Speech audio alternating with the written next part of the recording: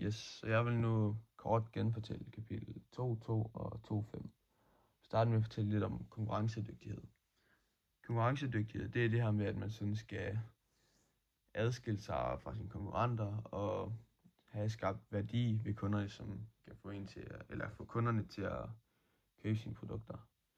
Det kan de få ved sådan at udnytte sine kernekompetencer og konkurrencemæssigt fordel, og ligesom opdage sine kritiske succesfaktorer, som jeg lige vil komme ind på nu her. En kernekompetence, det er noget, som der gør virksomheden unik. Det vil sige noget, de sådan er gode til, altså man kan være gode til at spille fodbold for eksempel.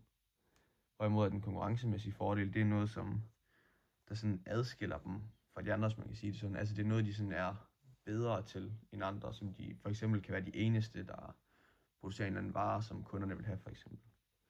Så er der de kritiske succesfaktorer, som jeg lige snakker om, og det er det, der gør, at virksomheden de kan sælge ved, at de for eksempel opdager sine problemer, som kan gøre, at de ved, hvad de skal lave om.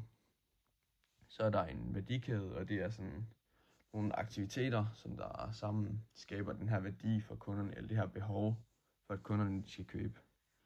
Og ved at lave de her værdikædeanalyser, så kan man ligesom sådan vide, hvordan man kan forandre sig, eller bare forandre sig fra sine, konkurrenter.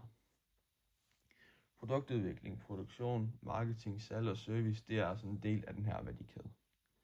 Det vil jeg lige fortælle om nu.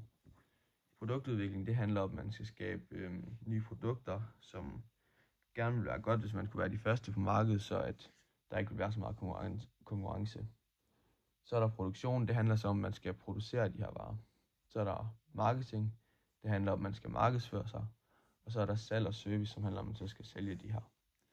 Så er der primære aktiviteter og støtteaktiviteter og primære aktiviteter. Det er ligesom dem, der sådan skal sælge og sådan skabe værdi for kunderne, hvor støtteaktiviteterne, det er dem, der skal vedligeholde de primære aktiviteter.